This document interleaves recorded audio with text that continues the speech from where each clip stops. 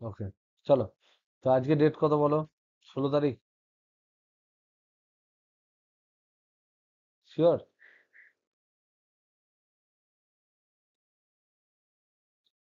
আমরা rigid body dynamics করছিলাম, দৃঢ় বস্তুর গতিবিদ্যা। সেখানে আমরা অনেক কিছু জিনিস শিখেছি। সেটা হচ্ছে, যদি আমরা জাস্ট কি কি শিখেছি সেগুলো যদি আমরা বলি, তাহলে আমরা প্রথম দেখব যে অনেকগুলো ফর্মুলা শিখেছি। যে ফর্মুলাগুলো থেকে ধরে নাও কথা কথা tau equal to I into alpha, তারপরে tau equal to r cross F, L equal to I omega, বা L equal to r cross টি।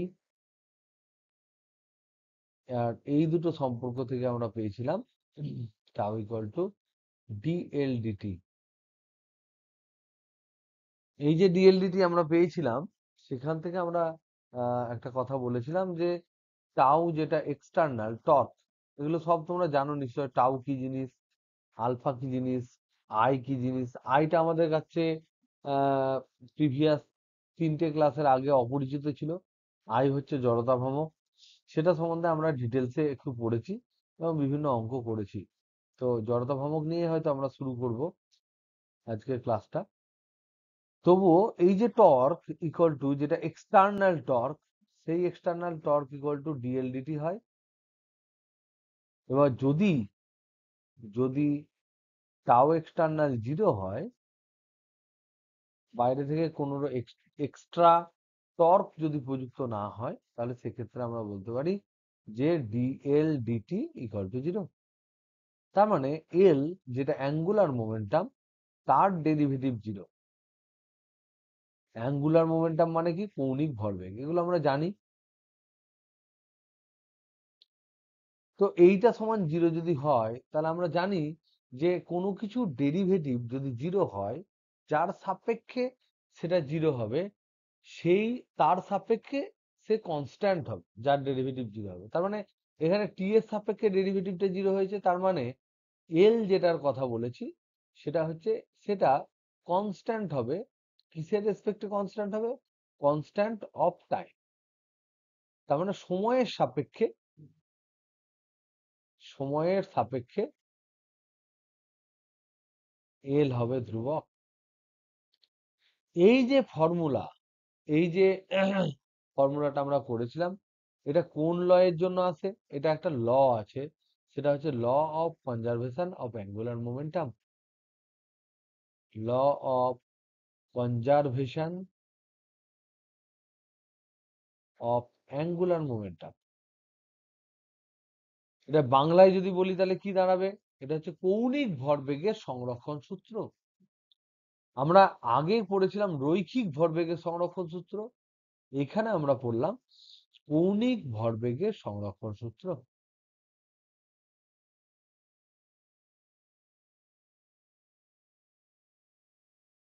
তাহলে যদি টর্ক প্রযুক্ত না হয়, তাহলে সেক্ষেত্রে কি হবে? কৌণিক বেগ কি থাকবে? প্রশ্ন হচ্ছে আমার সেটা। তাহলে ফার্স্ট কোশ্চেন, আজকের প্রথম প্রশ্ন, যেটা আগের দিন যারা ধরে নাও আহ, মানে নিটের জন্য পরীক্ষা দিতে গেছিল, তাদের কিছু কোশ্চেন তারা পাঠিয়েছে। তো তাদের কাছ থেকে দেখলাম যে এই ধরনের প্রশ্ন আছে। যদি যদি এক্সটার্নাল টর্ক, মানে বাহ্যিক টর্ক, ওদের ক্ষেত্রে ফোর্স দিয়েছিল, এটা সমান 0 হয়, তবে কি ওমেগা থাকবে? এটা হচ্ছে প্রশ্ন। অ্যান্সার কি হবে বল? যদি কোনোভাবে টর্ক না থাকে, তাহলে কি কৌণিক বেগ থাকবে? বিজিৎ, কি বলছিস বল, যা মনে হয় সেটা বল। থাকবে, থাকবে না, থাকতেও পারে, কোনোটাই নয়। কি হবে? হুম? থাকতেও পারে? কি সেন্সে বলছো থাকতে পারে? যদি টর্ক এটা সমান যেহেতু ডিএলডিটি, এবার টর্ক যদি সম, বলো, সম কৌণিক বেগে, এক এক এক এক মিনিট,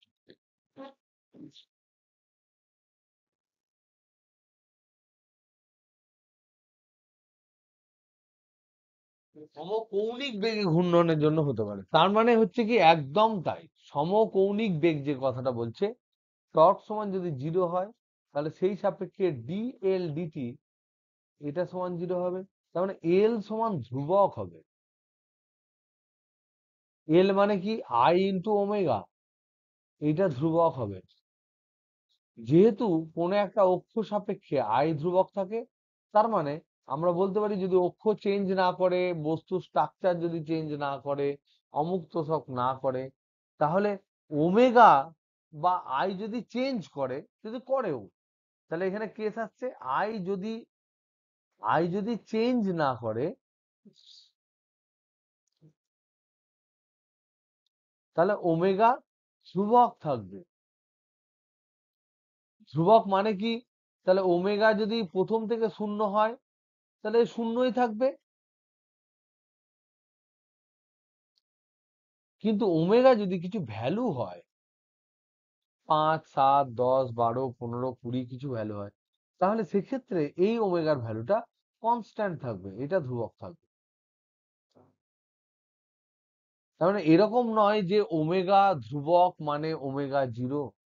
আর যদি by chance, option B, I যদি পরিবর্তনশীল হয়, আই পরিবর্তনশীল কখন হবে,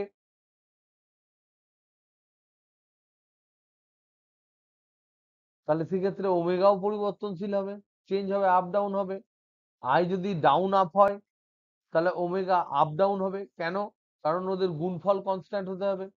দুটো সংখ্যার গুণফল তখনই ধ্রুবক থাকবে যদি একজন বেড়ে যায়, অন্যজনকে কমতে হবে, একই মানে অনন্যক হারে কমতে হবে।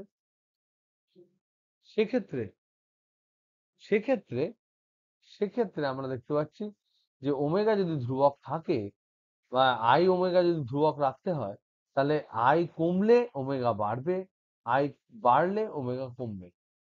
কারণ ওমেগা বাড়বে কমবে মানে কোনোভাবেই প্রশ্ন উঠছে না যে ওমেগা কি থাকবে। হ্যাঁ, থাকতেই পারে, থাকতেই পারে। সেটা কম হতে পারে, বেশি হতে পারে, শূন্য হতে পারে, উল্টো দিকে হতে পারে, যা খুশি হতে পারে, কিন্তু ওমেগা থাকতেও পারে, আবার নাও থাকতে পারে।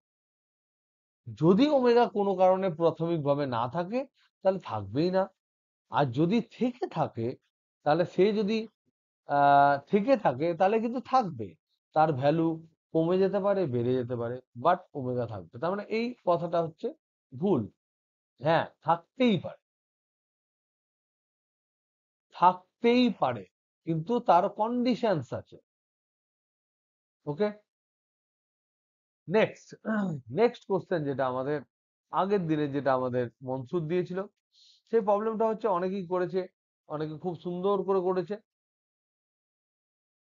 বিশেষ করে আমি দত্তবাবুর কথা বলবো, প্রচন্ড গুছিয়ে প্রবলেমটা করেছে এবং করে পাঠিয়েছে, প্রচন্ড ক্লিয়ার, কোনো রকম কোনো কনফিউশন তার মধ্যে নেই, লিখে লিখে লিখে লিখে করেছে। দেখো এখানে আমি ওর যে প্রবলেমটা ছিল সেখানে ছিল একটা ডিস্ক, একটা চাকতি ছিল। কিরকম চাকতি ছিল? এরকম এম ভরের একটা চাকতি ছিল, আর ব্যাসার্ধের একটা চাকতি ছিল। এবার এম ভরের এবং আর ব্যাসার্ধের যদি কোনো চাকতি হয়, সেটা যদি তার নিজের কেন্দ্রবিন্দুর সাথে উল্লম্ব দিকে যে অক্ষটা যাচ্ছে সেই অক্ষ সাপেক্ষে যদি গতিশীল হয়, তাহলে সেই ক্ষেত্রে জড়তা ভ্রামক কি হয়? প্রিয়ন্তন,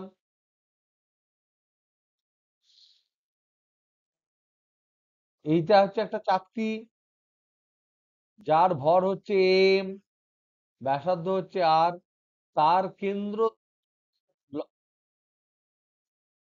হাফ এম আর স্কয়ার হবে। এটা চাকতি বলেছি, নাকি না? চাকতির ক্ষেত্রে তার কেন্দ্রর সাথে লম্ব বরাবর হাফ এম আর স্কয়ার তো, ওকে? কি ঠিক আছে তো না কি? হ্যালো হ্যালো হ্যালো চিরন্তন, তুই এম আর স্কয়ার বললি না হাফ এম আর স্কয়ার বললি? হাফ এম আর স্কয়ার, তাহলে ঠিক আছে। তাহলে এবার দেখো, এবার যদি এটা হাফ এম আর স্কয়ার হয়, প্রশ্ন করেছে যদি এখান থেকে এইরকম একটা r/2 ব্যাসার্ধের কোন একটা অংশ আমি যদি কেটে নিই, কেটে নিলে কি হবে? কেটে নিলে অবশিষ্ট অংশের অবশিষ্ট অংশের আগের অক্ষ সাপেক্ষেই, আগের যে অক্ষ করেছি সেই আগের অক্ষ সাপেক্ষে আই সমান কত? এটা হচ্ছে প্রশ্ন। তাহলে অক্ষটা আগে যা ছিল এখন অক্ষ তাই, কিন্তু এখানে কিন্তু খানিকটা অংশ আমি কেটে নিয়েছি। তাহলে সেখানে ফান্ডাটা হচ্ছে এটাই যে যে অক্ষ সাপেক্ষে, এখানে ফান্ডাটা কি? ফান্ডাটা খুব ক্লিয়ারলি বুঝতে হবে। ফান্ডা হচ্ছে যে অক্ষ সাপেক্ষে নির্ণয় করতে দেবে, যে অক্ষ সাপেক্ষে নির্ণয় করতে দেবে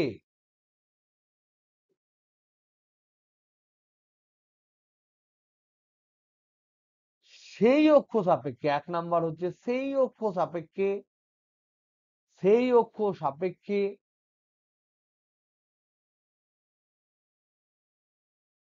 পুরো বডিটার, পুরো বস্তুর আই নির্ণয় করো। তার নাম দাও I1। 2 নাম্বার স্টেপ, যে অংশটা কেটে নেওয়া হয়েছে, যে অংশ কেটে নেওয়া হয়েছে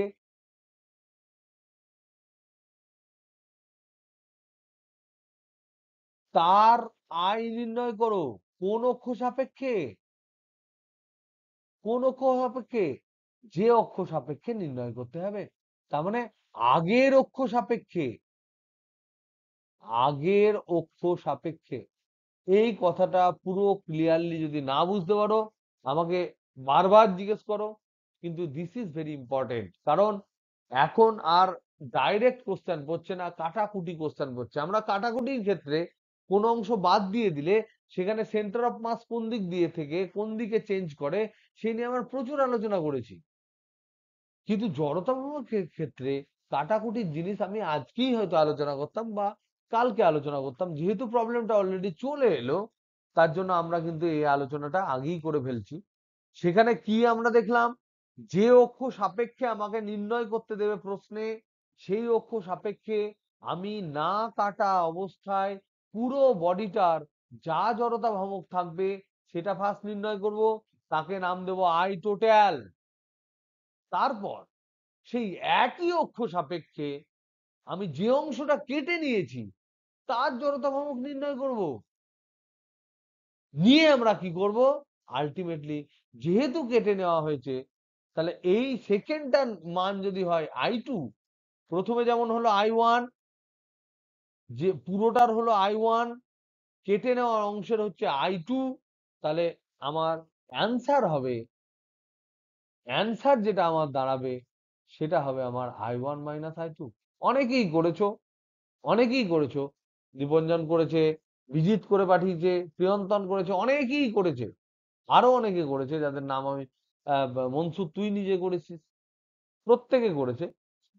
কিন্তু স্টিল এখানে কনফিউশনের কোনো জায়গা যাতে না থাকে তার জন্য আমি এই কথাটা বলে দিলাম যে এই যে I1 আর I2 দেখতে পাচ্ছ, I1 এবং I2 এই দুটোই কিন্তু একই অক্ষের সাপেক্ষে। যদি একই অক্ষের সাপেক্ষে না হয় তাহলে বিয়োগ যোগ করা যায় না, তাহলে বিয়োগ যোগ করা যায় না।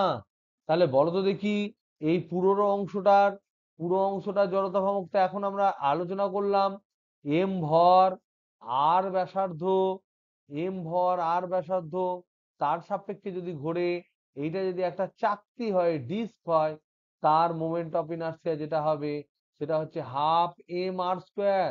তাহলে আমাদের সূত্র অনুযায়ী এটা হচ্ছে I1। এটা হচ্ছে I1, কেটে নিয়েছে কোন অংশ? কেটে নিয়েছে সেই অংশটা যেখানে এইরকম একটা অংশ আছে যার ব্যাসার্ধ হচ্ছে r/2, আর এখানে হচ্ছে আমার অ্যাকচুয়াল অক্ষ, এই অক্ষটা, এই অক্ষটা হচ্ছে এই অক্ষটা, কারণ অ্যাকচুয়ালি বস্তুটা হচ্ছে এইটা।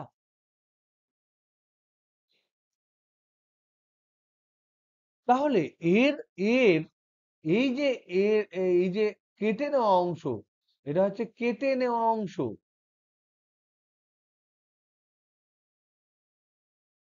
এই কেটে নেওয়া অংশটা কেমন আকৃতির? এটাও হচ্ছে আমার চাকতি আকৃতির।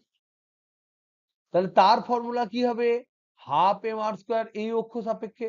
এটা যদি 1 নাম্বার ধরি, এটা 2 নাম্বার ধরি, তাহলে 1 নাম্বার অক্ষ সাপেক্ষে কত হবে? 1 নাম্বার বা আই ধরলাম, এটা ধরলাম ডবল আই ধরলাম, তাহলে আই আই যেটা হবে এই অক্ষ সাপেক্ষে, সেটা হবে হাফ এর ভর ইন্টু এর ব্যাসার্ধ স্কোয়ার। ফর্মুলার প্যাটার্ন একই, কিন্তু আমাদেরকে দেখতে হবে যে এখানে ভর কত, আমাদেরকে দেখতে হবে এখানে ব্যাসার্ধ কত। এখানে ভর কত গো প্রিয়ন্তন? এই অংশটা m/4। কেন? তার কারণ টোটাল যে এরিয়া, সেই এরিয়াটা হচ্ছে πr²। এটা হচ্ছে টোটাল এরিয়া যার ভর ছিল m। আর এখানে যে অংশটা পড়ে রয়েছে সেটা হচ্ছে πr/2 এর হোল স্কোয়ার, তার মানে হচ্ছে πr²/4। তার মানে এর ভর হবে m/4। তাহলে ভর আমি পেয়ে গেলাম, আর ব্যাসার্ধ আমার r/2, তাহলে বসাই। তাহলে হাফ গণিত ভর মানে m/4 কিন্তু ব্যাসার্ধ মানে r/2 তার হোল স্কোয়ার। তাহলে half into m/4 into r²/4, তাহলে 4×4 16, 16×2 32, তাহলে mr²/32 দাঁড়ালো এটা। কিন্তু এটা কোন অক্ষ সাপেক্ষে গো? এটা কি আমাদের অরিজিনাল অক্ষ সাপেক্ষে? এটা কি আমাদের যে অক্ষ সাপেক্ষে আমরা একই অক্ষ সাপেক্ষে বলছি, mr²/2 যে অক্ষ সাপেক্ষে বেরিয়েছে সেই অক্ষ সাপেক্ষে সুমিয়া? তাহলে আমাদের কি কি উপপাদ্য আমরা ইউজ করবো এখানে? Very good, parallel Axis theorem আমরা ইউজ করব। তাহলে I2 যেটা আমাদের অক্ষ সাপেক্ষে সমান I1 যেটা সেন্টার অফ মাস বরাবর গেছে, প্লাস তার ভর ইন্টু ডিস্টেন্স স্কোয়ার। তাহলে I2 সমান, যেটা আমার নির্ণেয় I2, সেটা সমান হচ্ছে I প্লাস ভর মানে m/4 ইন্টু ডিস্টেন্স মানে r/2 তার হোল স্কোয়ার। যেটা আমি এখানে পেয়েছি কত? আই পেয়েছি mr²/32, আর এখানে কত পেলাম? mr²/4। 4×4 = 16। তার মানে করতে গেলে কি পাবো? 32 লসাগু mr² গুণ 32 লসাগু হলে 1 + 2, তার মানে 3×32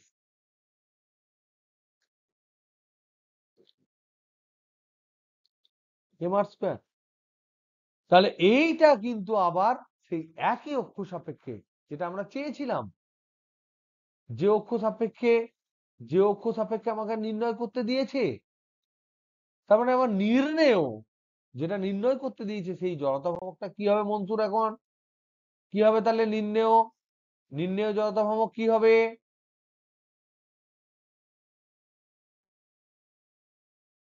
I1 - I2, একদম ভেরি গুড। তার মানে ½ m r² মাইনাস 3×32 mr²। তার মানে এখানে 32 লসাগু করে দাও, mr² কমন নিয়ে নাও, এখানে হবে 16 - 3 সমান হচ্ছে 13×32 mr²। আমার যদি ক্যালকুলেশন ভুল না হয় তাহলে এটাই হবে অ্যান্সার।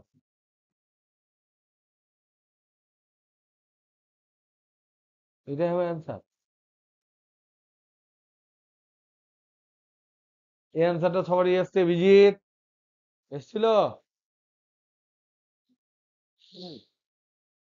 দীপাঞ্জন, দত্তবাবু, এটা এসছিল?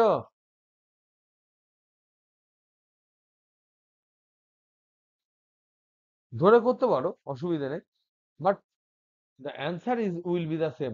প্রিয়ন্তন, এটা এসেছিল। Very good. Mansur, very good. তোমরা সবাই ঠিক করেছো, কিন্তু ফান্ডাটা একদম কোথাও কংক্রিট ফান্ডার জায়গায় ভুল করবে না। যখন ফান্ডা ভুল করবে তখন তোমার হাত পা কাঁপবে যে কি করব কি করব কি করব। মনে রাখবে কোন অক্ষ সাপেক্ষে ক্যালকুলেট করতে দিয়েছে, সেই অক্ষ সাপেক্ষে গোটাটার ক্যালকুলেট করব, সেই অক্ষ সাপেক্ষে জায়গায় কাটতে হবে। একটাও না কাটতে পারি, 50টা কাটতে পারি, 50টা কাটতে পারি। এখানে একটা কেটেছি, একটা মাইনাস হয়েছে, এখানে আরো 10টা মাইনাস হতে পারে। কিন্তু যতগুলো মাইনাস হবে সবগুলোর জড়তা ভ্রামক কিন্তু যে অক্ষ সাপেক্ষে নির্ণেয় জড়তা ভ্রামক বলা আছে সেই অক্ষ সাপেক্ষে সবারই ক্যালকুলেট করে বিয়োগ করতে হবে। এটা হচ্ছে আমাদের ফান্ডা।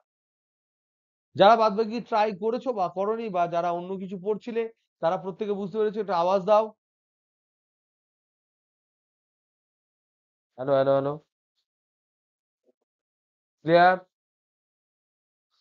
সবাই ক্লিয়ার তো? সুমিয়া,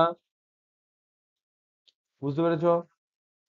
সাইদা, সোনু, ওকে, নেক্সট। এবার আমরা আসছি আমাদের জায়গায়। এবার আজকে আমরা পড়বো পিওর রোলিং।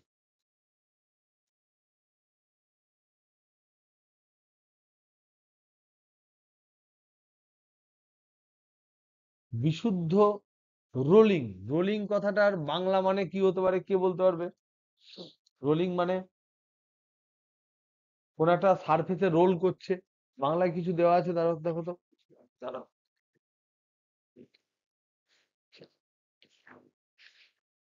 রোল বলে কিছু দেওয়া আছে।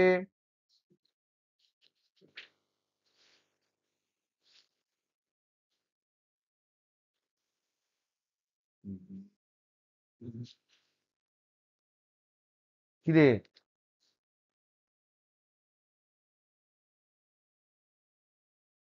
দেখেছিস ঘূর্ণন দিয়েছে, কিন্তু এটা ঘূর্ণন নয়। স্পিনিং মানে ঘূর্ণন, এটা বিশুদ্ধ ঘূর্ণন দিয়েছে বাংলায়। এই কথাটা নিয়ে আমার একটু ইয়ে আছে, ঘূর্ণন দিয়েছে, রোলিং কে ঘূর্ণন দিয়েছে, বাট এটা কিন্তু খুব ভালো বাংলা নয়। হ্যাঁ হ্যাঁ হ্যাঁ, এক্স্যাক্টলি। রোলিং, রোলিং কথাটা বিশুদ্ধ ঘূর্ণন, বিশুদ্ধ ঘূর্ণন, বিশুদ্ধ ঘূর্ণন দিয়েছে। আরে বাবা, বিশুদ্ধ ঘূর্ণন মানে এক জায়গায় বন বন বন বন করে ঘুরবে। যাই হোক, ইংরেজি কথাটা হচ্ছে পিওর রোলিং। পিওর রোলিং মানে বাংলা ভাষায়, একদম আমাদের গোদা ভাষায় বুঝতে হবে, ছেঁচড়াবে না, পিছলে যাবে না, পিছলে যাবে না। কোন একটা বডি, এখানে ধরে নাও কোন একটা গোল বস্তু, সে ঘুরিয়ে ঘুরিয়ে এগিয়ে যাচ্ছে, ঘুরছে প্লাস এগোচ্ছে। সাইকেল যেমন করে ঘুরছে প্লাস এগোচ্ছে, কোনো ছেঁচড়ানোর কোনো জায়গা নেই, এরকম একটা কন্ডিশন। এটাকে ইংরেজিতে বলবে পিওর রোলিং। এর কন্ডিশন আমাদের দেখতে হবে দুটো ক্ষেত্রে। দেখো, সাইকেল যখন আমরা চালাই, সাইকেল যখন আমরা চালাই তখন সেক্ষেত্রে সাইকেল সমবেগেও চালাতে পারি, সাইকেলকে সমত্বরণে চালাতে পারি, হ্যাঁ কি না? সাইকেল যখন চলে, ব্রেক যখন কষে সাইকেলের চাকাটা ছেঁচড়ে দিই না বা পিছলাতে আমি অ্যালাউ করি না, তখন হয় সাইকেলটা সমবেগে যায়। যখন তোমরা মাঝে মাঝে বিশাল সমবেগে চলছে বলে মাথায় হাত দিয়ে বিভিন্ন ধরনের স্টান্ট করার সুযোগ পাও। আর যখন সাইকেলটা প্রচন্ড পিক আপ নিচ্ছ, সাইকেলটার পিক আপ নিচ্ছ, কম হোক বেশি হোক পিক আপ নিচ্ছ, তখন কিন্তু তার ত্বরণ থাকে, বা সাইকেলটাকে তুমি ধীরে ধীরে মন্দীভূত করছো, তখন মন্দন থাকে। এই দুটো কেস কিন্তু আলাদা, হয় ত্বরণ আলাদা, সমবেগ আলাদা। তাই পিওর রোলিং কথাটা বলতে বোঝাচ্ছে যে এখানে নিচের বিন্দুটা, কোন বিন্দুটা পিছলাবে না? এই নিচের বিন্দুটা পিছলে যাবে না। তাহলে এই কোন বিন্দু পিছলে যাবে না? সর্বনিম্ন বিন্দু, সর্বনিম্ন বিন্দু পিছলাবে না। ইংরেজিতে কি বলবো? No skidding. কিডিং নয়, শুধু কিডিং নয়, স্কিডিং, পিছলাবে না, of the lower most point, lowest most point বা লো লোয়ার মোস্ট পয়েন্ট, যে পয়েন্টটা which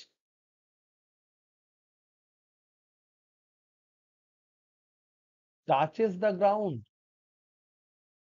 সব থেকে নিচের যে বিন্দু যেটা গ্রাউন্ডে টাচ করে আছে, সেই বিন্দুটা কিন্তু কোনোভাবে সেই বিন্দুটা কিন্তু কোনোভাবে ছেঁচড়ে যাবে না। যদি সেরকম কন্ডিশন হয় তাহলেই তখন আমরা বলবো পিওর রোলিং। কথাটা বোঝা গেল? নিচের বিন্দুটা, তোমার যদি সাইকেল পিছলে যায়, ছেঁচড়ে যায়, তুমি বিশাল স্পিডে যাচ্ছিলে, ব্রেক কষে দিয়েছো, তখন পুরো সম্পূর্ণ সাইকেলের একটা চাকা ধরে নাও পিছলে বেরিয়ে গেল, তাহলে কোন পয়েন্টটা পিছলালো? কোন পয়েন্টটা অ্যাকচুয়ালি পিছলালো পুরো সাইকেলের? তোমার মাথা পিছলে গেল নাকি সাইকেলের চাকার তলের বিন্দুটা পিছলে গেল প্রিয়ন্তন?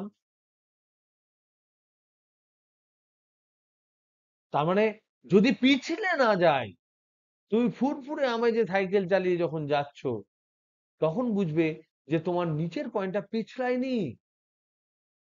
যদি না পিছলে যায়, তাহলে সেই ঘটনাটাকে আমরা বলবো পিওর রোলিং, বিশুদ্ধ ঘূর্ণন। ঘূর্ণন কথাটা খুব বাজে লাগছে, একটি তলে, তাহলে আমি একটি তলে অ্যাড করে দিলাম, তাহলে ব্যাপারটা ভালো হবে। একটি তলে বিশুদ্ধ ঘূর্ণন। তাহলে এক্ষেত্রে আমাকে বলো তো দেখি, যদি বিশুদ্ধ ঘূর্ণন হয়, বিশুদ্ধ পিওর রোলিং যদি হয়, আমি কথাটা পিওর রোলিং করে দিলাম, তোমাদের যদি প্রবলেমে পড়ে কেমন পড়বে আমি বলে দেবো, কোনো চাপ নেই, খুব ইজি।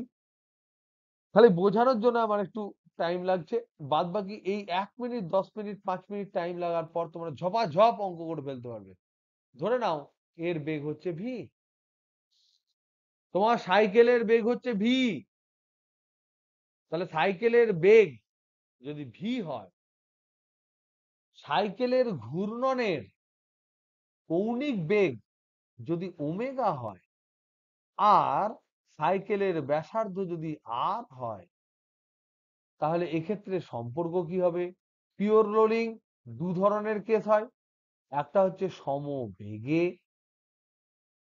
সমবেগে চলার সময়, একটা হচ্ছে সমত্বরণে।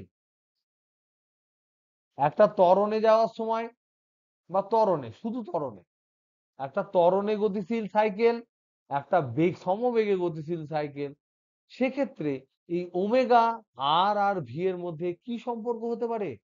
সাইকেলটা, চাকাটা জাস্ট এক পাক যদি ঘোরে, চাকার ব্যাসার্ধ যদি আর হয়, সাইকেলের চাকা যদি জাস্ট এক পাক ঘোরে, সাইকেল কত এগোবে? তাহলে এইটা বোঝার জন্য আমি একটা আলাদা কোশ্চেন করলাম, যে ভেরি গুড, ভেরি গুড, সাইকেলের চাকা এক পাক ঘুরলে সাইকেল কতটা এগোবে?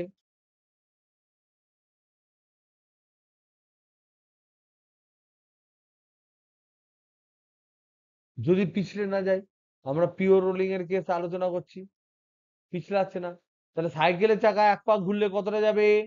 এই সাইকেলের এইটা ধরে নাও এ বিন্দু, এটা বি বিন্দু, এটা সি বিন্দু, এটা ডি বিন্দু, ঘুরতে ঘুরতে ঘুরতে ঘুরতে আবার ধরে নাও কিছু দৈর্ঘ্যের পর এটা এ বিন্দু হলো, এটা বি বিন্দু হলো, এটা সি বিন্দু হলো, এটা ডি বিন্দু হলো। তাহলে এবার আমাকে বলো তো দেখি, এখান থেকে এখানকার দূরত্ব কতখানি?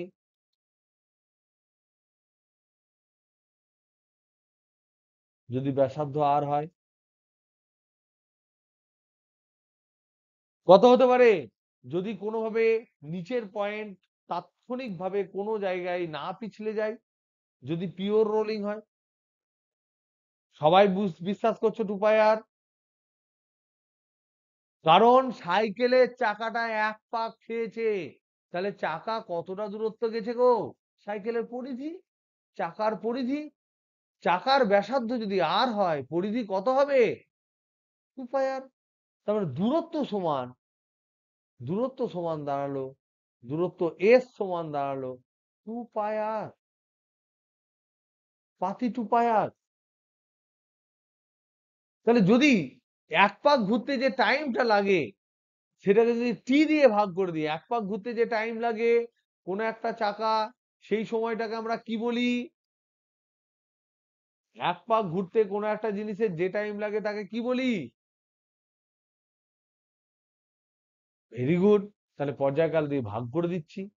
তাহলে এস বাই পর্যায়কাল সমান 2 পাই বাই পর্যায়কাল into r. S by t মানে কি? দূরত্ব বাই সমান সমান কি? দূরত্ব বাই সমান সমান কি? তাহলে দিস ইজ বেগ, ভি। 2 পাই বাই টি সমান তোমাদের পরিচিত কোনো চেহারা, হ্যাঁ কি না? কি? Omega into r. তাহলে যখন পিওর রোলিং এবং সমবেগে হবে তখন তার ফর্মুলা হচ্ছে কন্ডিশন, তার শর্ত হচ্ছে যে সেন্টার অফ মাসের যে বেগ, সেই বেগটা সমান কৌণিক বেগ কিন্তু রেডিয়াস হবে। দিস ইজ দ্য শর্ত। কি বুঝলে? যদি কোনো চাকা পিছলে টিছলে না যায়, গড় গড় করে এগিয়ে যায়, এবং সেই সাইকেলটা যদি সমবেগে যায়, তাহলে সাইকেলের এই যে ভি এর কথা বলেছি, এই যে ভি এর কথা বলেছি, এইটা কিন্তু সেন্টার অফ মাসের বেগ। সেন্টার অফ মাসের বেগ, এই সেন্টার অফ মাসের বেগটা যেটা হবে সেটা হচ্ছে চাকার যে ঘূর্ণন বেগ বা কৌণিক বেগ কিন্তু ব্যাসার্ধ, তাদের গুণফলের সমান হবে। So this is the condition. এই কন্ডিশন অ্যাপ্লাই করে আমরা ফটাফট ফটাফট প্রবলেম সলভ করব।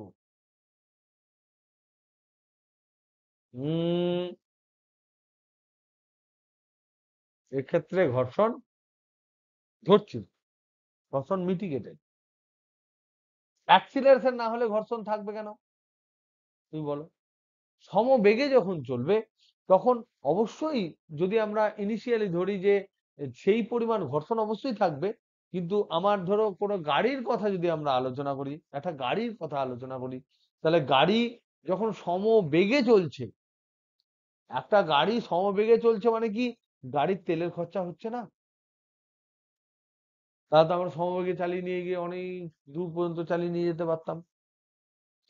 বা বা তুমি ভেবে দেখো, তুমি যখন একটা সাইকেল সমবেগে অনেকক্ষণ ধরে চালাচ্ছ, তোমার কি আহ আহ, বিন্দু বিন্দু ঘাম জমে না? তোমার কি পরিশ্রম হয় না? হয়। যদি কোনো ক্ষেত্রে পরিশ্রম হয়, তাহলে জানবে সেক্ষেত্রে সেই সমস্ত বলের বিরুদ্ধে কাজ করেছো যে ধরনের বল হচ্ছে অপচয়ী। তার মানে কি? এখানে অপচয়ী বল কি? এখানে অপচয়ী বল হচ্ছে ঘর্ষণ বল। ঘর্ষণ বল যদি সমবেগে আমরা চলি, তাহলে অবশ্যই সেখানে একটা ঘর্ষণ বল কিন্তু ক্রিয়াশীল হবে।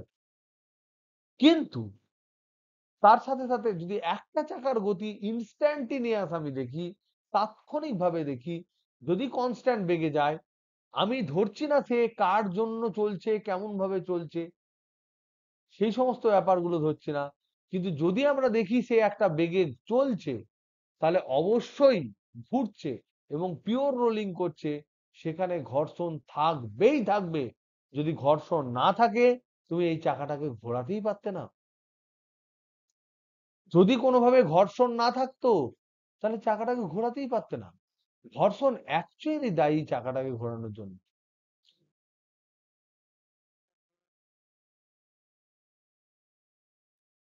হ্যাঁ, ঠিক ঠিক। তুমি ধরে নাও একটা সাইকেলের চাকাকে তুমি গোল করার জন্য ছেড়ে দিলে, মানে গোল গোল ঘোরানোর জন্য ছেড়ে দিলে, এবং সেই জায়গাটা চরম স্মুথ, তাহলে কি সে ঘুরবে? ভালো করে ভেবে দেখ। একটা সাইকেলের চাকাকে জলের মধ্যে তুমি গোল গোল করে ঘুরিয়ে দিলে ঘুরবে? সে তো একই জায়গায় ঘুরবে, সে এগোবেই না। ঘর্ষণ না থাকলে সে এগোবে না, তখন পিওর রোলিং হবে না, পিওর রোটেশন হয়ে যাবে ঘর্ষণ যদি না থাকে। মনে রাখবে কোনো বডি, বলো।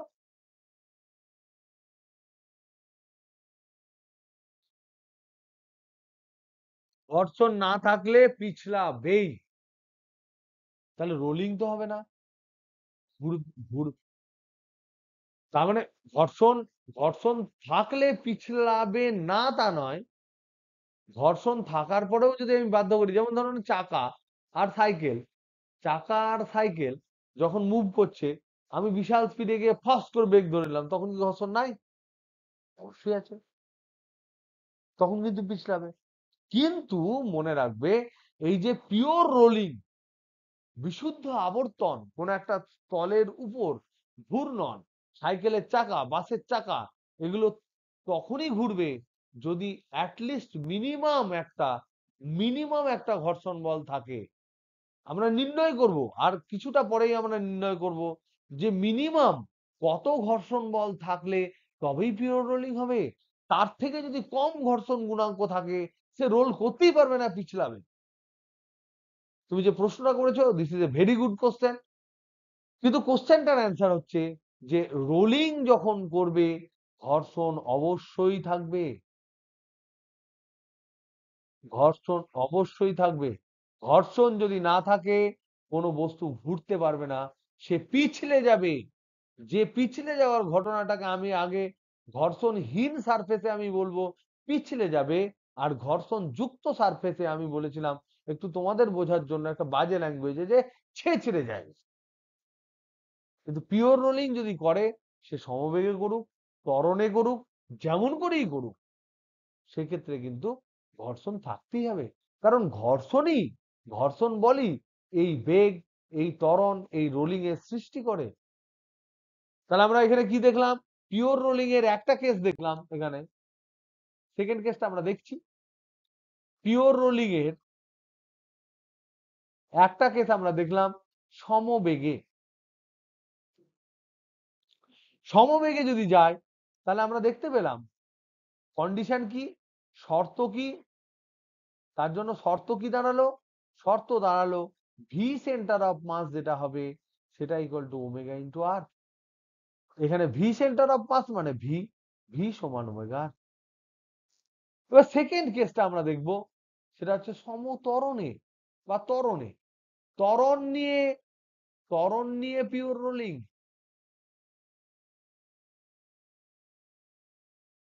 তাহলে এখানে চাকা আছে, এই চাকাটা, এর সেন্টার অফ মাস ত্বরণ নিয়ে আছে।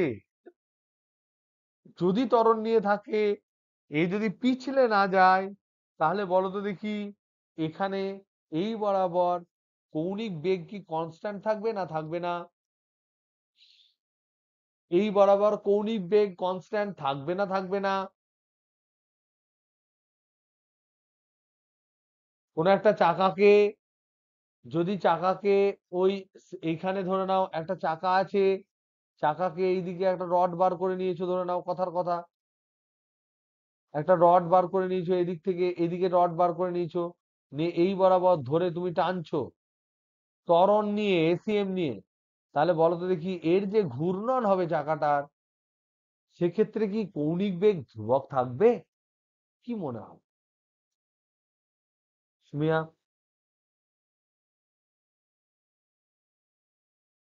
থাকবে না, তাহলে কি হবে? কি ধ্রুবক থাকবে? কি থাকবে?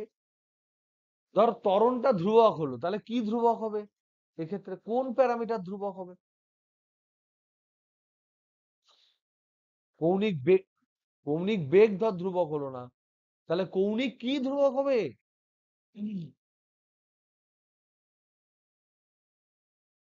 বা একদম তাই, একদম তাই। যখন সমবেগে যাচ্ছিল, তখন কৌণিক বেগ ধ্রুবক ছিল। যখন ত্বরণ নিয়ে যাবে, তখন কৌণিক বেগ উৎপন্ন হবে। যদি ত্বরণ ধ্রুবক হয়, কৌণিক বেগ ধ্রুবক হবে। যদি ত্বরণ বাড়তে থাকে, কৌণিক বেগ বাড়তে থাকবে। তার মানে এখানে আর ওমেগা বলবো না, এখানে বলবো আলফা। আলফা ত্বরণে আর আর ব্যাসার্ধের একটা চাকা ঘুরছে। তাহলে এখান থেকে আমরা যদি টাইমের রেসপেক্টে ডেরিভেটিভ করি, উইথ রেসপেক্ট টু টাইম, তাহলে আমরা পাবো ভি সেন্টার অফ মাসের ডিভিডিটি সমান ডি ওমেগা ডিটি ইন্টু আর। আর তো ধ্রুবক, তার মানে এখান থেকে আমরা কি পাবো, এসিএম সমান হচ্ছে আলফা ইন্টু আর। তাহলে যেমন সমবেগে গতিশীলের ক্ষেত্রে এইটা শর্ত ছিল, তেমন ত্বরণে গতিশীলের জন্য এইটা শর্ত। আমরা এই দুটো জিনিস নিয়ে অনেকগুলো ছোট ছোট জিনিস ব্যবহার করব, ছোট ছোট ক্যালকুলেশন করব, 4টে 5টে অঙ্ক করব, আমার এখান থেকে ফান্ডা ক্লিয়ার হয়ে যাবে। তাহলে আমরা কি বুঝলাম এখানে, আমরা বুঝলাম পিওর রোলিং কথাটা যদি উল্লেখ করা থাকে এবং সেখানে যদি আমরা দেখি সমবেগ, তাহলে শর্ত কি, এখানে যদি দেখি ত্বরণ, তাহলে শর্ত কি, সমবেগ বিজিত, শর্ত কি সমবেগের ক্ষেত্রে, একদম তাই। তাহলে v equal to omega into r, v মানে হচ্ছে উইথ ভিসিএম। ত্বরণ হলে শর্ত কি, এ সমান আলফা ইন্টু আর, যেখানে এটা হচ্ছে ACM. Okay, this is the শর্ত। এবং শুধুমাত্র এইটুকু ফান্ডাই তোমার প্রবলেম সলভ করার জন্য কাজে লাগবে। প্রবলেম সলভিং এর জন্য শুধু এইটুকুই কাজে লাগবে আপাতত।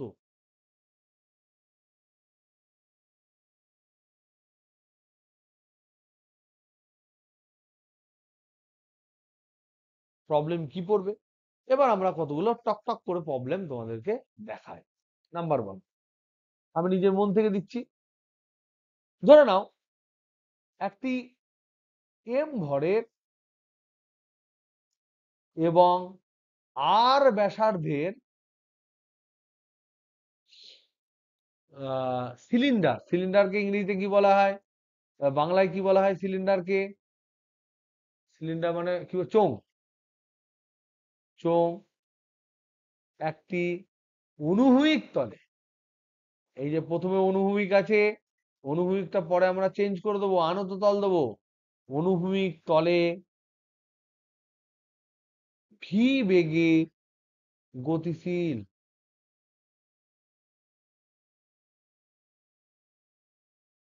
গড়িয়ে গড়িয়ে গতিশীল, গড়িয়ে গড়িয়ে গতিশীল। এক্ষেত্রে এর নাম্বার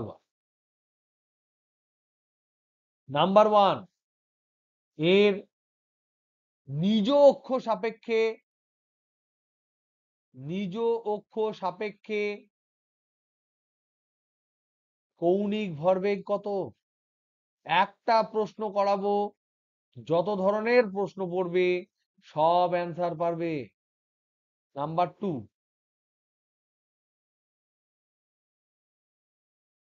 সর্বনিম্ন বিন্দু সাপেক্ষে,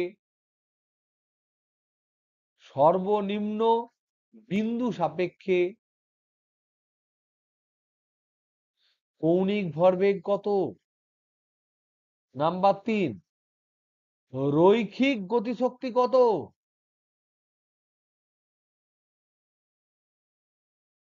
নাম্বার 4 কৌণিক গতিশক্তি কত। নাম্বার 5 মোট গতিশক্তি কত। এই কটা ফান্ডা যদি বোঝো, অবশ্যই এক্সামে 2খানা কোশ্চেন পাবে, পাওয়া উচিত। যদি মাস্টার মশাইরা এই জায়গাটাকে, এই চ্যাপ্টারটাকে মনে করে যে ইম্পর্টেন্ট, তাদের যদি নলেজে থাকে যে এই চ্যাপ্টারটা সত্যিই ছাত্রছাত্রীদের ভালো জানা দরকার, তাহলে অবশ্যই এখান থেকে 5 থেকে 7টা কোশ্চেন ফেলবে, শুধুমাত্র ভরকেন্দ্র তারপর পর্যন্ত তোমরা প্রত্যেকটা পারবে যদি ঠিকঠাক করে করতে পারো। তো এই প্রশ্নটা অ্যান্সার করার জন্য তোমরা প্রত্যেকে ঢুকে নাও, ইউ উইল হ্যাভ 5 মিনিটস, আমি 5 মিনিট তোমাদেরকে টাইম দেবো। 5 মিনিট পরে আমরা শুরু করবো। যাদের যাদের মনে হবে যে ইন্টারনেটের প্রচন্ড কমি আছে, তারা 5 মিনিট পর জয়েন করো, আমারটা খোলা থাকো। তোমরা টাইম নিতে চাইছো, দেখো আমরা কৌণিক ভরবেগের দুটো, আমি একটু হিন্ট দিচ্ছি, পরের পাতায় যাই। এই প্রশ্নটা টোকা হয়েছে প্রত্যেকের, হ্যালো হ্যালো হ্যালো হ্যালো, আমি একটা হিন্ট দিচ্ছি, এই প্রশ্নটা তোমাদের টোকা যদি হয়ে থাকে তাহলে হিন্ট দিচ্ছি। ফার্স্ট, 1 নাম্বার হিন্ট হচ্ছে আমরা বলেছিলাম কৌণিক ভরবেগের দুটো ফর্মুলা, একটা আই ওমেগা, আর একটা কি বলেছিলাম, এল সমান হচ্ছে আর ক্রস পি। এটা বলেছিলাম। এখানে আমরা বলেছিলাম যে এই যে জিনিসটা, এই যে কৌণিক ভরবেগের কথা, এটা নিজ অক্ষ সাপেক্ষে, আর এটা হচ্ছে একটি বিন্দু। যদি ভাবি বিন্দু ভরের জন্য অন্য অক্ষ সাপেক্ষে, অন্য বিন্দু সাপেক্ষে,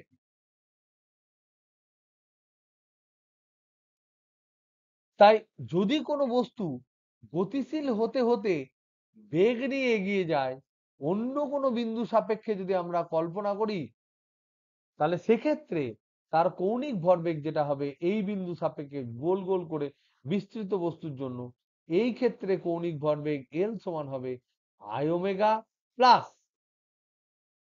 আর ক্রস পি। এই দুটো কিন্তু হবে অন্য কোনো বিন্দু সাপেক্ষে। এটা বিন্দু ভরের জন্য বলেছিলাম, যেহেতু ভরটা বিস্তৃত, তার জন্য যা জড়তা ভ্রামক হওয়া দরকার আর ক্রস পি হবে। এইটুকু আমি বললাম, বাদ বাকি তোমরা ক্যালকুলেট করো। পিওর রোলিং করছে সেকেন্ড হিন্ট, এটা hint number 1। Second hint, hint number 2, এটা হচ্ছে যে তোমার সেকেন্ড হিন্ট যেটা, সেটা হচ্ছে তোমার পিওর রোলিং করছে এবং বেগে, সমবেগে, বা বেগ দেওয়া আছে, বেগ দেওয়া আছে, মানে v equal to omega into r. যেহেতু ওমেগা প্রবলেমে উল্লেখ করা নেই, সব অ্যান্সার হবে ভি দিয়ে। এই, এটা হচ্ছে সেকেন্ড হিন্ট। নিজে ট্রাই করবে তো নাকি ছেড়ে দেবে?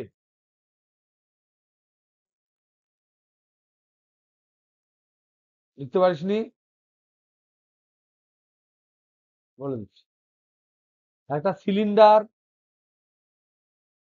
এই সিলিন্ডারটা গড়িয়ে গড়িয়ে এই তলে এগিয়ে যাচ্ছে, গড়িয়ে গড়িয়ে এগিয়ে যাচ্ছে। এই সিলিন্ডারটার যে বেগ, সেই বেগটা হচ্ছে ভি। সিলিন্ডারের ভর হচ্ছে এম, রেডিয়াস হচ্ছে আর। ফার্স্ট প্রশ্ন কি? 1 নাম্বার প্রশ্ন হচ্ছে এর যে অক্ষ, এই অক্ষ, সিলিন্ডার তো একটা অক্ষ আছে, একটা সিলিন্ডার যদি হয় তার তো একটা অক্ষ থাকে, এই অক্ষ সাপেক্ষে তার এল সমান কত? সেকেন্ড পয়েন্ট কি, এই সিলিন্ডারটা ধর যাচ্ছে, এটা তল, প্রথমে জিজ্ঞেস করেছি এই অক্ষ সাপেক্ষে এর এল কত, এটা হচ্ছে প্রথমটা। সেকেন্ড জিজ্ঞেস করেছি এই যে লাইন, নিচের যে টাচিং লাইন, তার সাপেক্ষে এল কত, এটা হচ্ছে 2 নাম্বার পয়েন্ট, 2 নাম্বার প্রশ্ন। 3 নাম্বার প্রশ্ন হচ্ছে এর কাইনেটিক এনার্জি ট্রান্সলেশনাল কত। ফোর্থ হচ্ছে কাইনেটিক এনার্জি রোটেশনাল কত। আর 5 হচ্ছে টোটাল কাইনেটিক এনার্জি কত। করো।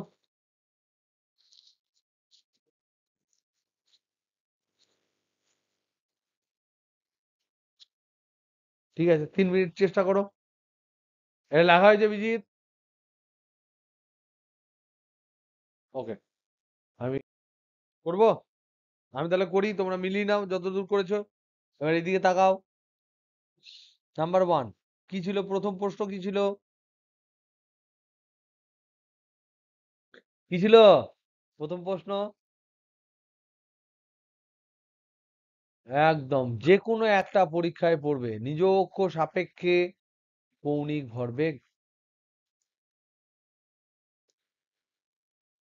এটা সমান ফর্মুলা হচ্ছে আই ইন্টু ওমেগা।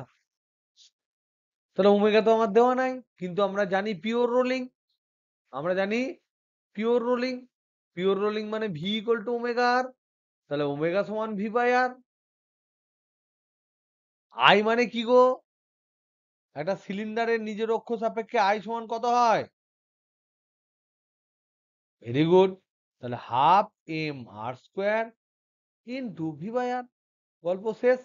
তাহলে আর আর কেটে গেল একটা, তাহলে half M v r answer. এই কঠিন বিজিত, কঠিন লাগলো? এই এইটুকুই।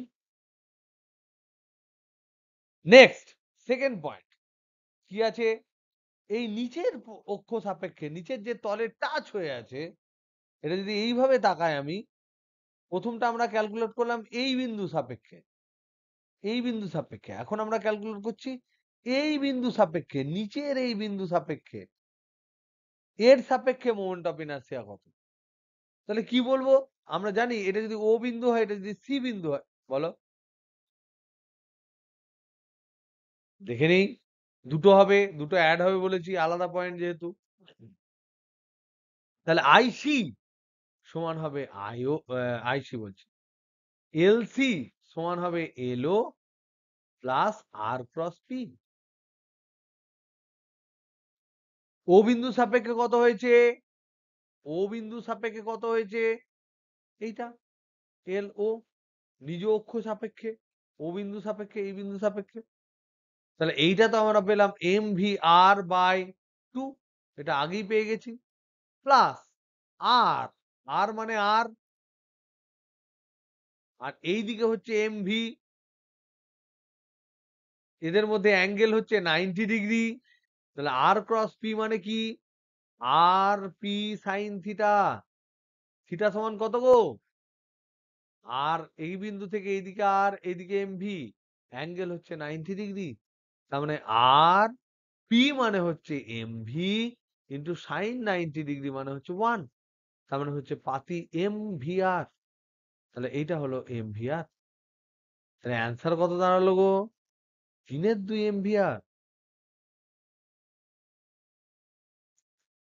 তাহলে সেকেন্ড প্রশ্নের অ্যান্সার হলো, অন্য কোনো বিন্দু সাপেক্ষে যদি কৌণিক ভরবেগ বার করতে দেয়, তাহলে মনে রাখতে হবে অন্য কোনো বিন্দুর সাপেক্ষে, ধর পৃথিবীকে, পৃথিবীকে তুই সূর্যর সাপেক্ষে, সূর্যর কেন্দ্রবিন্দুতে তুই ধ্যান করছিস, অমর্ত্য আছিস না পালালি,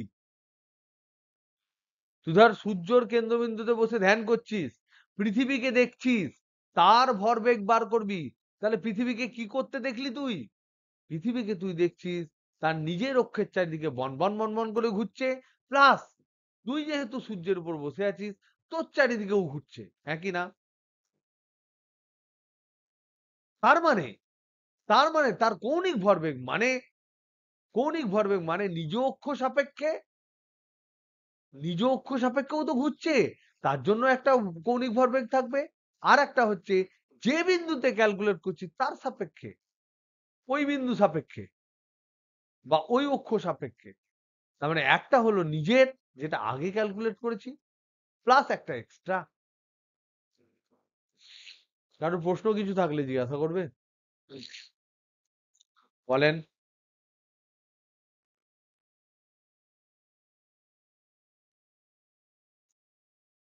একদম, একদম, একদম ঠিক, একদম ঠিক। সেটাকে বলা হয় ইনস্ট্যান্টেনিয়াস অ্যাক্সিস অফ রোটেশন দিয়ে, IOAR। ওটা আমি নিট জয়েন্ট এন্ট্রান্সের সময় পড়াই। এখানে একটা নতুন কনসেপ্ট আছে, instantaneous Axis of rotation.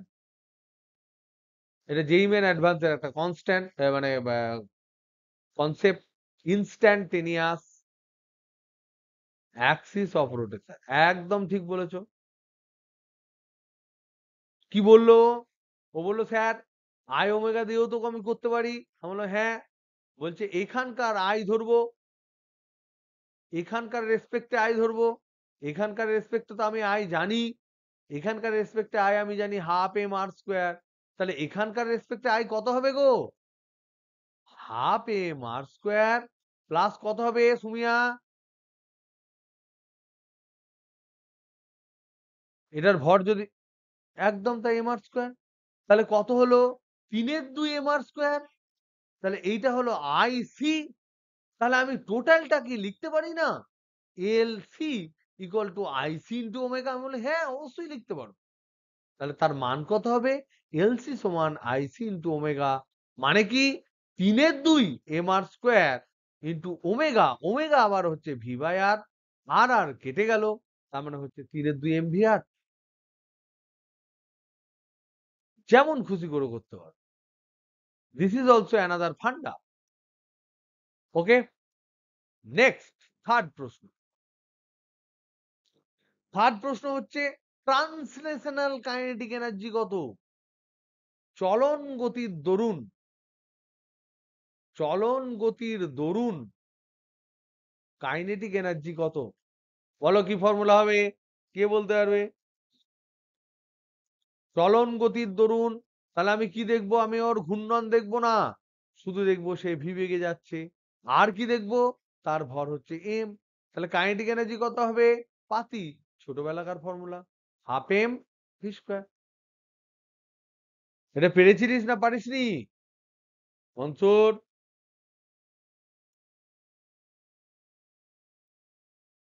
Very good. Number 4, আরেকটা হচ্ছে ঘূর্ণনের জন্য, ঘূর্ণনের জন্য গতিশক্তি। এর ফর্মুলা কি প্রিয়ন্তন? এই হাফ এম ভি স্কোয়ার এর ইকুইভ্যালেন্ট ফর্মুলা কি হবে শুধুমাত্র ঘূর্ণনের জন্য? হাফ আই ওমেগা বল। একটু ডাব্লু তো আমরা ছোটবেলা থেকে ডাব্লু ডাব্লু করি, এটা ওমেগা বল বললে বললে ভালো লাগবে। ওকে, এবার যেহেতু এটা ফর্মুলা সবসময় ট্রু, যেহেতু আমরা এখানে দেখেছি যে kinetic energy of rotational rod, এটা সমান পেলাম হাফ আই ওমেগা স্কোয়ার। এখানে যেহেতু, এখানে যেহেতু বলা আছে পিওর রোলিং, পিওর রোলিং যেহেতু বলা আছে, তার মানে আমরা বলবো v equal to omega into r. Omega equal to v by r. I equal to আমরা কি জানি? রোটেশন করছে নিজের, তাহলে আমি বলবো হাফ এম আর স্কোয়ার। তাহলে কাইনেটিক এনার্জি রোটেশনাল কত হবে? কাইনেটিক এনার্জি রোটেশনাল সমান হবে হাফ ইন্টু হাফ এম আর স্কোয়ার ইন্টু ওমেগা স্কোয়ার, মানে V square by R square. R square r square কাইটা গেল, পড়ে থাকলো কত? 1/4 এমভি স্কোয়ার। তাহলে মোট, মোট গতিশক্তি কত হলো? মোট গতিশক্তি কত হলো? নাম্বার 4, মোট গতিশক্তি সমান কে সমান কেই ট্রান্স প্লাস কেই রড। কেই ট্রান্স সমান হাফ এম ভি স্কোয়ার, আর এইটা হলো তোমার 1/4 এমভি স্কোয়ার। তার মানে কত দাঁড়ালো? 3/4 এমভি স্কোয়ার। তার মানে গতি যত ধরনের, গতি শক্তি তত ধরনের। যদি ও বনবন করে নিজের অক্ষের চারিদিকে না ঘুরতো, তাহলে রোটেশনাল থাকতো না। যদি সম্পূর্ণ পিচ্ছিল হতো, শুধু ট্রান্সলেশন থাকতো। যদি ও কোনো একটা অক্ষের চারিদিকে বন করে ঘুরতো আর যদি না এগোতো, তাহলে শুধু রোটেশনাল থাকতো, এটা আমরা জানি। তাহলে যদি ইন জেনারেল আমরা ক্যালকুলেট করি মোট গতিশক্তির ফর্মুলা, তাহলে এবার প্রশ্ন হচ্ছে, নেক্সট কোশ্চেন,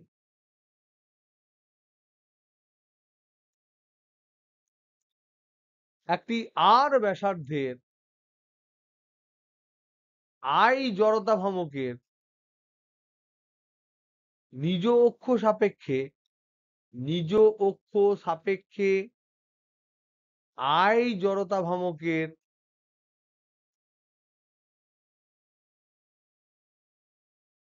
গোলীয় বস্তু কি কি হতে পারে?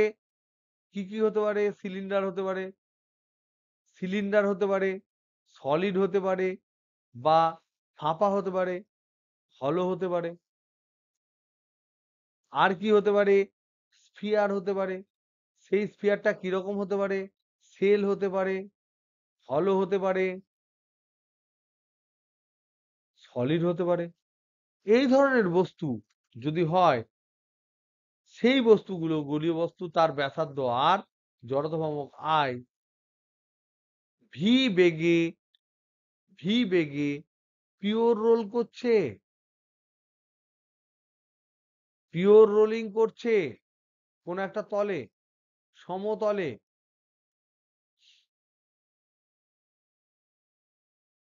তাহলে এক্ষেত্রে মোট গতিশক্তি কত হবে? মোট গতিশক্তির ফর্মুলা কি হবে?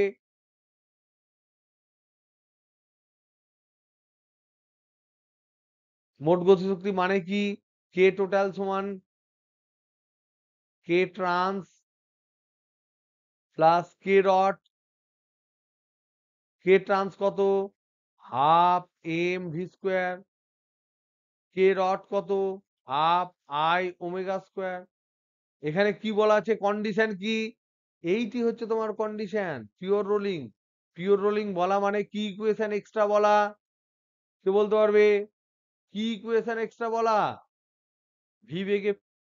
একদম তাই, ভি সমান ওমেগা। এখানে ওমেগা দেওয়া আছে, আছে প্রশ্নে। ওমেগাকে আমরা আমদানি করেছি, তাহলে অ্যান্সারে আমরা ওমেগাটাকে রপ্তানি করে দেবো। তাহলে ওমেগা সমান আমরা বলবো ভি বাই আর। তাহলে যেখানে যেখানে ওমেগা আছে ভি বাই আর বসিয়ে দাও। তাহলে কি হয় দেখি। তাহলে আমরা দাঁড়াবে কাইনেটিক এনার্জি সমান আমরা কি দাঁড়াচ্ছে?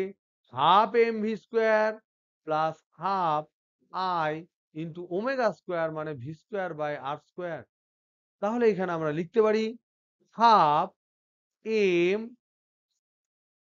V square plus half I by M R square into M V square. বলতে পারি না? পারি না? এখানে একটা দেখো, নিচে এম দিয়েছি, উপরে এম দিয়েছি, ক্যালকুলেশন করেছি। এখানে যদি হাফ এম ভি স্কোয়ার আমি কমন নিয়ে নিই, তাহলে এখানে পাচ্ছি 1 প্লাস এখানে পাচ্ছি I by M R square. কে বলতে পারবে I by M R square মানে কি? কে বলতে পারবে? তোমাদের পরিচিত কোনো রাশির সাথে সম্পর্ক আছে কিনা? I by M R square মানে কে বলতে পারবে? সুমিয়া ভেবে বল তো দেখি।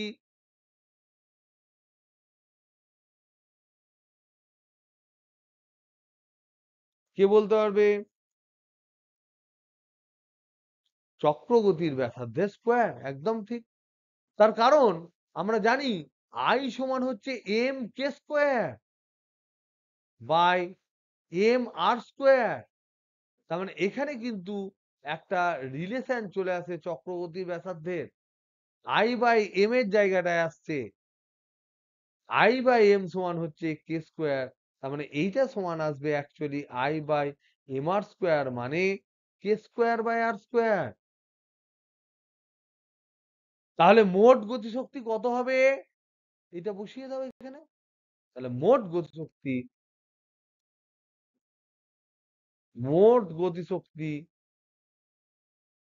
সমান হবে half M V square into 1 plus k square by R square.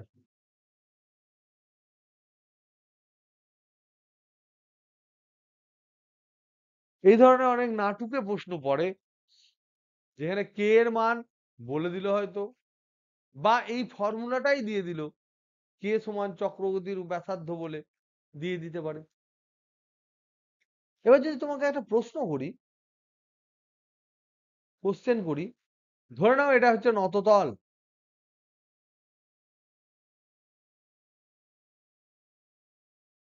এই নততলের এইটা হচ্ছে উচ্চতা এইচ। উচ্চতা এইচ বাংলায় কি বলবে? কোন বস্তু পিওর রোল করছে মানে কি বলবে? না পিছলে গড়িয়ে গড়িয়ে চলছে। তাহলে ইংরেজিতে যেটাকে বলা হয় পিওর রোলিং, বাংলায় সেটাকে বলা হয় না পিছলে না পিছলে গড়িয়ে গড়িয়ে চলছে। কোন ক্ষেত্রে আবার না পিছলে কথাটাও অ্যাড করা থাকে না। তো গড়িয়ে চলছে মানেই ধরে নিতে হবে আমাদেরকে যে পিওর রোল করছে। ধরে নাও তোমাকে জিজ্ঞেস করলো থিটা এরকম একটা এবার এখান থেকে একটা সলিড স্ফিয়ার। সলিড স্ফিয়ারের বাংলা মানে কি? সলিড স্ফিয়ারের বাংলা মানে কি? নিরেট গোলক। নিরেট গোলক যার ভর হলো এম, যার ব্যাসার্ধ হলো আর, গুড়িয়ে গুড়িয়ে পড়ছে। গড়িয়ে গড়িয়ে পড়ছে, গড়িয়ে গড়িয়ে পড়ছে, গড়িয়ে গড়িয়ে এরকম পড়ছে, এখানেও গড়িয়ে গড়িয়ে পড়ছে। প্রশ্ন হচ্ছে যখন নিচের বিন্দুতে পৌঁছাবে তখন তার বেগ কত? তাহলে প্রশ্ন কি, যখন নিচের বিন্দুতে পৌঁছাবে তখন তার বেগ কত? তাহলে প্রশ্ন কি, প্রশ্নটাকে ভালো করে গুছিয়ে লিখি। একটি, এটা শিওর তোমাদের হয়তো পড়ে গেছে, যে কোনো একটা, যে কোনো একটা স্কুলে অবশ্যই এই কোশ্চেনটাই পড়ে গেছে। হয়তো সলিডের জায়গায় হলো স্ফিয়ার থাকবে, হয়তো সলিড স্ফিয়ারের জায়গায় সিলিন্ডার থাকবে, হয়তো সলিড সিলিন্ডারের জায়গায় হলো সিলিন্ডার থাকতে পারে। কিন্তু এই প্রশ্নটা পড়ার চান্স প্রচন্ড বেশি। কি প্রশ্ন? বলবে একটি এইচ উচ্চতার একটি থিটা নততলের, এইচ উচ্চতার, এইচ নততলের এইচ উচ্চতা থেকে একটি এম ভরের আর ব্যাসার্ধের, আর ব্যাসার্ধের গোলক গড়িয়ে গড়িয়ে পড়ছে, গড়িয়ে গড়িয়ে পড়ছে।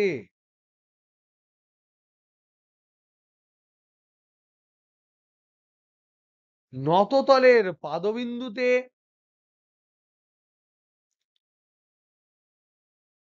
গোলকের, গোলকের বেগ কত?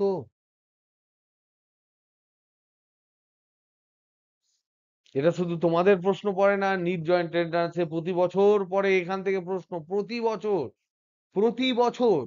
এবং তোমাদের যে বন্ধু বান্ধব সিনিয়র জুনিয়র যারাই দেখবে এখন অনেকেই বিভিন্ন জায়গায় পরীক্ষা দিতে যায়, সেই সমস্ত পরীক্ষায় যারা জয়েন্ট এন্ট্রান্স নিট এগুলো পরীক্ষা নেয়, সেগুলো থেকে যদি কোনোভাবে এই রিজিড বডি ডাইনামিক্স এর কোনো অ্যালেন বা পিডাব্লিউ বা তোমার আমাদের পাথফাইন্ডার, প্রত্যেকেই সবকিছুই ভালো, সেগুলো থেকে পরীক্ষা দেয়, তাহলে দেখবে এই প্রশ্ন থাকে। পিডাব্লিউ তে কোশ্চেন একটু সহজ থাকে, কারণ ওরা অনেক ছেলেপুলে আহ মানে যারা অনুৎসাহ করতে চায় না কাউকে, কেউ পাক না পাক, কিন্তু অ্যালেন বা অন্যান্য জায়গায় একটু শক্ত থাকে। শক্ত থাকলেই এই ধরনের প্রশ্ন থাকবে। ওকে, প্রশ্নটা বুঝতে পেরেছো? হ্যালো হ্যালো হ্যালো হ্যালো, আছিস না পালিয়ে গেছিস? অ্যান্সারটা বলো তাহলে। এই এই অ্যান্সারটা বলে দেওয়ার পর আমি আজকে ক্লাস শেষ করব, তারপর তোমাদেরকে অনেকগুলো প্রশ্ন আমি এক্ষুনি 1-2 ঘন্টার মধ্যে এখনই বসে বসে লিখবো, লিখে পাঠাবো, তার মধ্যে থেকে 1-2টো কোশ্চেন তোমাদের পড়বে এবং সেগুলোই আমরা নেক্সট দিনে আলোচনা করবো।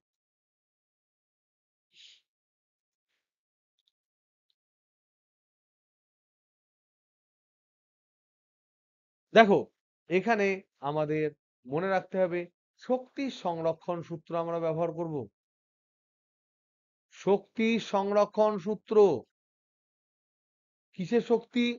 যান্ত্রিক শক্তি। যান্ত্রিক শক্তি মানে কি? Kinetic energy plus potential energy. এবার দেখো, এইটা যদি নততল হয়,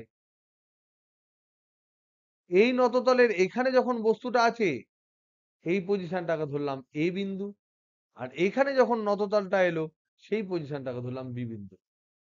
এখানে এর উচ্চতাটা হচ্ছে এইচ। থিটা নতি হতে পারে, নাও হতে পারে, দিতে পারে না দিতে পারে, কোনো চাপ নেই।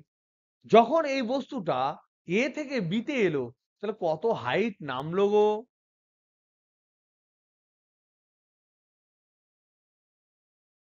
এ থেকে বিতে এইচ উচ্চতা নামলো, তাই তো নাকি? যদি এইচ উচ্চতা যদি নেমে যায়, তাহলে পোটেনশিয়াল এনার্জি কমে গেল কতটা?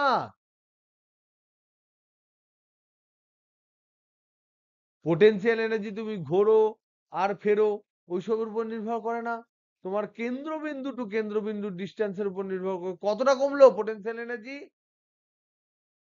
M g h. যতটা পোটেনশিয়াল এনার্জি কমেছে ততটাই তোমার কাইনেটিক এনার্জি বাড়বে। তাহলে যতটা এখানে ফান্ডাটা হচ্ছে ফান্ডা এটাই যে যতটা পোটেনশিয়াল এনার্জি কমবে ততটা কাইনেটিক এনার্জি বাড়বে। কিন্তু মনে রাখতে হবে এখানে কাইনেটিক এনার্জি এক্ষেত্রে এক্ষেত্রে কাইনেটিক এনার্জি শুধু হাফ এম ভি স্কোয়ার নয়। এই মুহূর্তে এর যদি বেগ থাকে ভি, তাহলে তো ও রোটেটও করছে ওমেগা কৌণিক বেগে। তাহলে এক্ষেত্রে কাইনেটিক এনার্জি শুধুমাত্র শুধুমাত্র হাফ এম ভি স্কোয়ার নয়, শুধু হাফ এম ভি স্কোয়ার নয়, এক্ষেত্রে মোট কাইনেটিক এনার্জি সমান হচ্ছে half M V square plus half I omega square. সবকে যোগ করতে হবে। তার সাথে সাথে যেই ওমেগাকে আমি আমদানি করলাম, ওমেগাটাকে আমি কি করে ভি দিয়ে রপ্তানি করব বিজিত? একদম তাই। কারণ সেখানে আমার কন্ডিশন দেওয়া আছে পিওর রোলিং। যেই পিওর রোলিং কন্ডিশন দেওয়া আছে তাহলে ভি সমান ওমেগা আর বসিয়ে দেবো। তাহলে ওমেগা স্কোয়ার সমান v square by R square করে দেবো। আই এর মান বসিয়ে দেবো, নিয়ে আমি দেখবো কি হয়ে দাঁড়ায়। করি দেখি। তাহলে এখানে আমরা দেখতে পেলাম এমজিএইচ যেটা ড্রপ করেছে সেটাই হচ্ছে মোট কাইনেটিক এনার্জি টোটাল, সেটা আপ করেছে যাতে করে সমান থাকে। তাহলে এখানে আমরা লিখতে পারি এমজিএইচ যেটা হলো সেটা সমান হাফ এম ভি স্কোয়ার ওই জায়গায় plus half I omega square. তার মানে আমরা লিখতে পারি half M V square plus half, গোলক বলেছে কত হয় 2/5 এম আর স্কোয়ার, হয় না হয় না? এগুলো যদি না বুঝতে পারো আমার কিচ্ছু করার নাই। ওমেগা স্কোয়ার মানে V square by R square. তাহলে আর স্কোয়ার এখানে কেটে গেল। তাহলে দেখো কি বলছো? তা হবে, তাই হওয়া উচিত। তাহলে এইটা সমান হবে হাফ এম ভি স্কোয়ার সমান হচ্ছে এখানে লসাগু করলে হবে 7/5।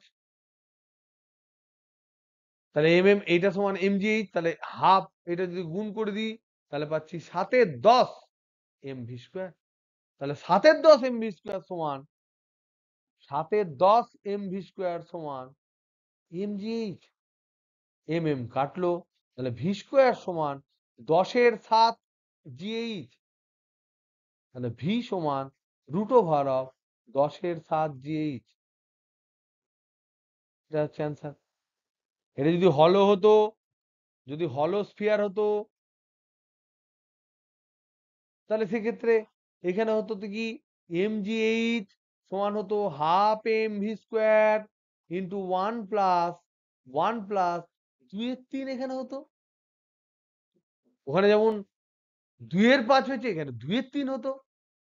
কারণ হলের ক্ষেত্রে হয় আই সমান হচ্ছে 2/3 এম আর স্কোয়ার।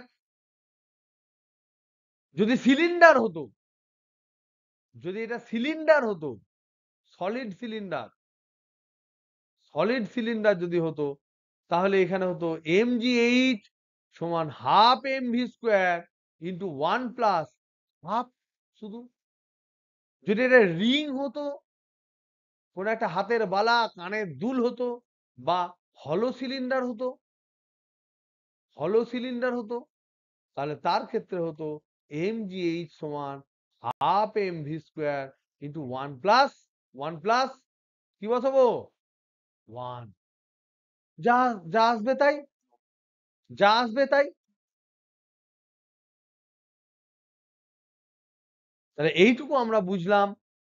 এখানে আমরা যেটুকু বুঝলাম সেটা হচ্ছে শুধুমাত্র স্থির বেগে, স্থির বেগে পিওর রোলিং।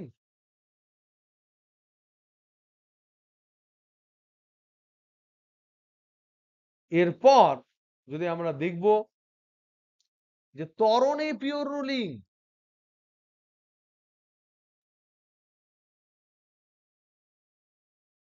কিরকম এক্সাম্পল কি? এক্সাম্পল হচ্ছে এইটা, নততলে কোনো বস্তু আছে, সেই বস্তুটা সেই বস্তুটা এই দিক দিয়ে একটা ত্বরণ নিয়ে যাচ্ছে এ ত্বরণে,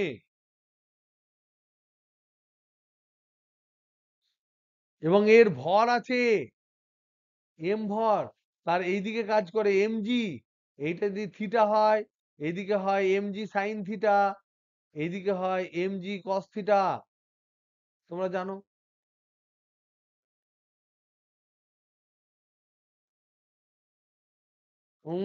Anirban is in great form, তাই তো? শুনছিস বিজিত? বিজিত শুনছিস? শুনছিস Bijit? Anirban is in great form, শুনি আমরা একটু। হুম। স্ট্যান্ডার্ড ছেলে। যাই হোক, পুজোর বাজার নিয়েও বেশি চিন্তিত, পরীক্ষা কি হবে না হবে আমাদের যায় আসে না, বন্ধ করেছে। যাই হোক, ঠিক আছে, দেখো। তাহলে এইদিকে তোমার ঘর্ষণ বল কাজ করবে, এফ ধরলাম ঘর্ষণ বল। এই ঘর্ষণ বলের দরুন যে টর্ক হবে তার জন্য ঘুরবে। এখানে কতগুলো ইকুয়েশন কাজে লাগবে, সেই ইকুয়েশন গুলো তোমরা চিনতে পারছো কিনা তোমরা দেখবে। ফার্স্ট হচ্ছে, আমি আমি এখানে আর কিছু বলবো না। ত্বরণে পিওর রোলিং হলে কন্ডিশন সমান আমরা জানি এ সমান আলফা ইন্টু আর। না বুঝতে পারলে নেক্সট দিন বোঝাবো, এটা 1 নাম্বার কন্ডিশন যেহেতু ত্বরণে। 2 নাম্বার কন্ডিশন, এ যেহেতু এ ত্বরণে যাচ্ছে, তার মানে এর নেট ফোর্স এর উপর যেটা অ্যাপ্লাই হচ্ছে সেটা হবে এম এ।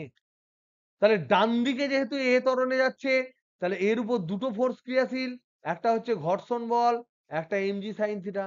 তাহলে সেকেন্ড ইকুয়েশন হচ্ছে এমজি সাইন থিটা মাইনাস ঘর্ষণ বল সমান হচ্ছে এম এ। আর থার্ড ইকুয়েশনটা কি, সেটা হচ্ছে ইম্পর্টেন্ট। সেটা কি? এই যে ঘুরছে, এই ঘোরানোর জন্য কে দায়ী? কোন একটা বস্তু যে ঘুরছে তার ঘোরানোর জন্য কে দায়ী? টর্ক। এখানে টর্ক কে দিচ্ছে? টর্ক দিচ্ছে এই ফ্রিকশন ফোর্স। দেখো, এই বরাবর যদি কাউকে কোন একটা গোলককে যদি নিচের বরাবর এরকম করে ট্যানজেনশিয়ালি ফোর্স দেয়, তাহলে একটা টর্ক প্রযুক্ত হবে না? টর্ক মানে কি? বল ইনটু বল আর লম্ব দূরত্ব। বল কত? ঘর্ষণ বল। তো আর কত? আর। তাহলে এখানে হচ্ছে এফ ইনটু আর। এইটা কি? এটা হচ্ছে ঘর্ষণ বল ইনটু কেন্দ্র থেকে, কেন্দ্র থেকে বলের প্রয়োগ বিন্দুর লম্ব দূরত্ব। বলের প্রয়োগ বিন্দুর লম্ব দূরত্ব। তাহলে এটা কি বোঝায় গো? এটা কি বোঝাচ্ছে? বল ইনটু লম্ব দূরত্ব কি বোঝায়? বলতে পারবে না কেউ? তার মানে কি ভালো ভাষায়? টর্ক। তাহলে এই যে টর্ক, এই টাও, এটা সমান আমরা আই আলফা লিখতে পারি না? বস্তু ঘুরছে, বস্তুটা ঘুরছে, তার জন্য আমরা আই আলফা লিখতে পারি। এই যে বস্তুটা, এই বরাবর একটা বস্তু আছে, সেই বস্তুর এই দিকে আমি টেনে ধরেছি, ফোর্স দিয়েছি, ফ্রিকশন, সরি ডাইরেকশনটা গন্ডগোল হচ্ছে। ধরে নাও এই তল বরাবর আমি ফ্রিকশন ফোর্স দিয়েছি, তাহলে এই বস্তুটা কোন দিকে ঘুরবে বলো তো দেখি? এই দিকে ঘুরবে। টর্ক কত? Friction into radius. তাহলে এফ ইন্টু আর, এটা হচ্ছে টর্ক। কিসের জন্য? ঘূর্ণনের জন্য। টর্ক সমান আবার এ ঘুরছে কার সাপেক্ষে? নিজ অক্ষ সাপেক্ষে। এ দেখতে পাচ্ছি আমি নিজ অক্ষ সাপেক্ষে ঘুরছে। তাহলে সেক্ষেত্রে টর্কের ফর্মুলা কি হয়? I into alpha. আলফা আমি আমদানি করেছি, তার জন্য আমি কি ফর্মুলা পাবো বিজিত? এ ইকুয়াল টু আলফা ইন্টু আর। এই সমস্ত জিনিস দিয়ে আমরা কিন্তু ক্যালকুলেট করতে পারবো। এই যে হিন্ট গুলো দিলাম, সেগুলো দিয়ে তোমাদের একটা লাস্ট হোমওয়ার্ক আমি দিই। এই হোমওয়ার্কটা তোমরা ক্যালকুলেট করবে। হোমওয়ার্ক হচ্ছে যে থিটা, থিটা নতির নত কোণ, নত তল বরাবর বরাবর একটি আই জড়তা ভ্রামকের যেটা ধরে নাও নিজ অক্ষ সাপেক্ষে হচ্ছে আই জড়তা ভ্রামক। আই জড়তা ভ্রামকের আর ব্যাসার্ধের গোলীয় বস্তু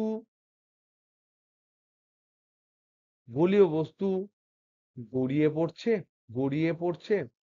গড়িয়ে পড়ছে বললেই তোমাকে জানতে হবে পিওর রোল করছে। তোমাকে বেশি কিন্তু একদম জামাই আদর করে সব জিনিস ক্লিয়ার বলে দেবে না, এটা বলে দেবে পিওর রোলিং। ওইটুকু কথা বলে দেওয়া মানে হিন্টসই কাফি হোনা চাইয়ে। একটু হিন্টস দিলেই বুঝতে পারবে পিওর রোলিং করছে। এখানে একটা বস্তু গড়িয়ে পড়ছে।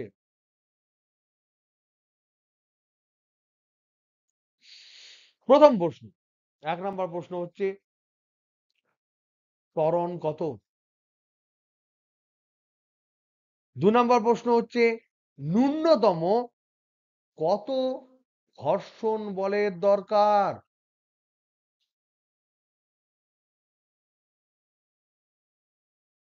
3 নাম্বার হচ্ছে পাদবিন্দুতে ভি সমান কত? এটা আমরা ক্যালকুলেট অলরেডি করেছি, এই দুটো তোমরা ট্রাই করবে। করার পর তোমরা এই ফর্মুলাগুলো লিখবে। 1 নাম্বার হচ্ছে এই যে আমরা বলেছি গোলীয় বস্তু, সেই গোলীয় বস্তুটা ধরলাম গোলক, নিরেট গোলক, তারপরে সিলিন্ডার, তারপরে ফাঁপা গোলক, আর একটা ধরবে রিং বা ফাঁপা সিলিন্ডার। এদের জন্য কি দাঁড়ায় একটু দেখবে। ওকে, বাই। নেক্সট ক্লাস কালকে 8:30।